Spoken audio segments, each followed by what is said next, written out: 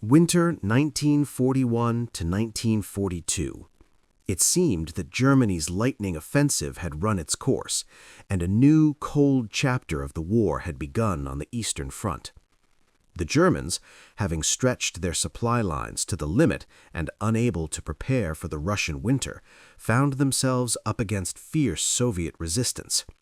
The Red Army, having survived the catastrophes of the first months, was already learning to reorganize, evacuating factories to the east, mobilizing resources, transferring units from Siberia and the Far East, forming new reserves, and constantly pumping up human resources.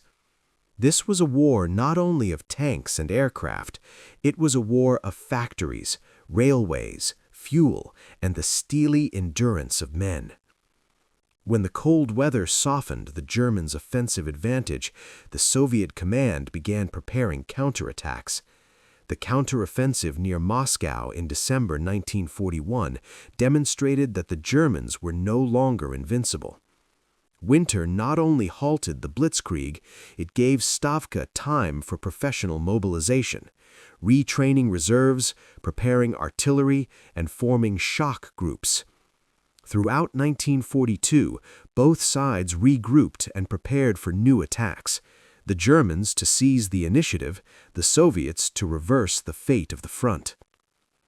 The key battle of 1942 became the South, Stalingrad and the Don.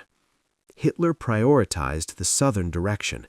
Access to the oil and grain-producing regions of Ukraine and the Caucasus seemed vital to the Reich.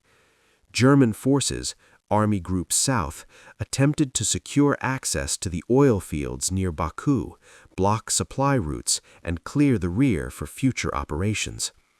The Soviet response was tenacious and calculated. At the end of 1942, a brutal battle unfolded on the Volga, known as the Battle of Stalingrad. The Germans suffered a crushing defeat here after the encirclement of the Sixth Army under General Paulus during Operation Uranus and subsequent maneuvers. By early 1943, tens of thousands of soldiers were in German captivity, and the Sixth Army itself ceased to exist as a combat-ready structure. Enormous losses, severe damage to morale, the loss of the Sixth Army and its official capitulation became the turning point of the war. Stalingrad cost both sides astronomical casualties. Soviet and German defeats and losses numbered in the hundreds of thousands. Estimates of Soviet losses vary, but one thing is clear. After Stalingrad, the strategic initiative finally passed to the USSR. At the same time, the Soviet Union increasingly relied on aid from its allies through the Lend-Lease program. Trucks, armored vehicles, aircraft, food, fuel, and industrial materials. In total, the United States sent over $50 billion in aid to the Allies, of which Soviet Russia received approximately $11.3 billion.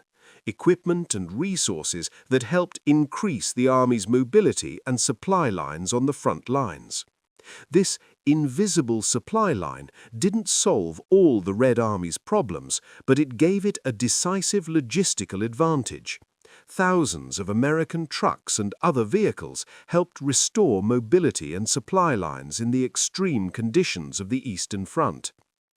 After Stalingrad, Moscow switched to an active defense and concentrated its forces for a strategic offensive campaign. In July 1943, the largest tank battle in history, the Battle of Kursk, unfolded. The Germans launched Operation Citadel, an attempt to cut through the Soviet forces in the salient and reclaim space for a further counteroffensive. But the Soviet command, armed with intelligence and preparedness, had prepared a massive, in-depth defense and a powerful counterattack strategy.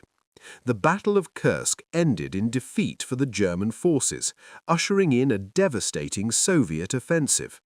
This event confirmed that the German army was no longer capable of conducting decisive strategic maneuvers, and the initiative had finally passed to the USSR. Parallel to the southern operations, one of the most tragic chapters of the war continued, the Siege of Leningrad.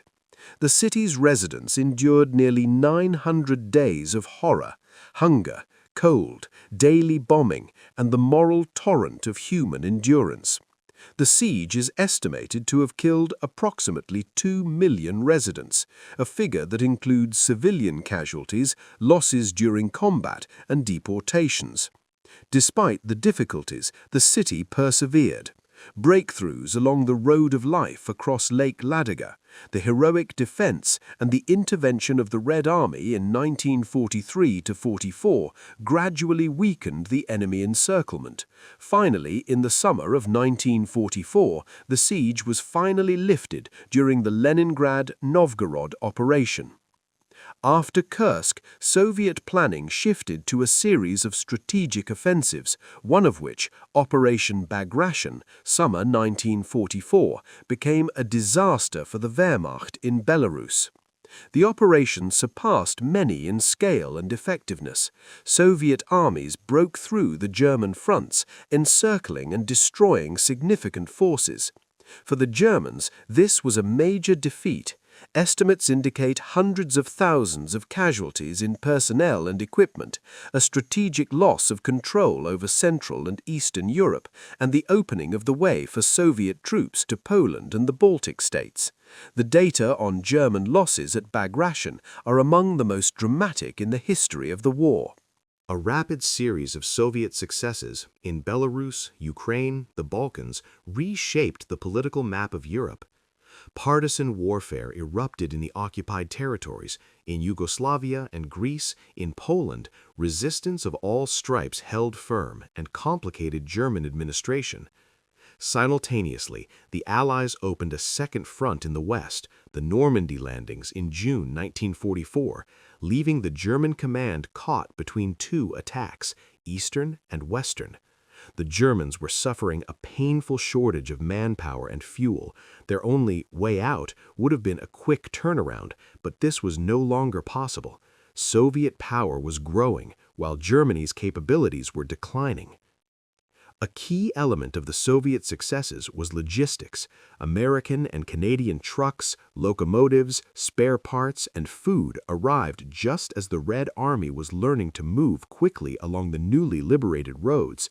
These supplies helped maintain the pace of the offensive. Although Lend-Lease equipment didn't solve all the problems, the USSR produced a huge amount of its own equipment. These supplies reduced vulnerability during critical months and increased mobilization resilience. By mid and late 1944, the Red Army reached the Polish border and further to the Vistula. In the fall and winter of 1944–45, bridgeheads were formed, and preparations for the decisive blow were underway. January 1945, Vistula-Oder operation. Soviet troops quickly reached the Oder, reducing the distance to Berlin to a few hundred kilometers. Meanwhile, the Germans tried to hold the defense at any cost. Silesia and the Berlin metropolitan area became their last strongholds. Simultaneously, Anglo-American forces advanced from the west, encircling the Reich capital by April 1945. April 1945, Berlin operation. Soviet units under the command of Zhukov and Konev stormed the city from the east and south. The street fighting was brutal and bloody. On April 30, Hitler committed suicide. On May 2nd and 3rd, the city capitulated. Europe witnessed the finale of the European phase of World War II. The occupation of Germany, its defeat, and its capitulation concluded a horrific 4-year massacre on the Eastern Front.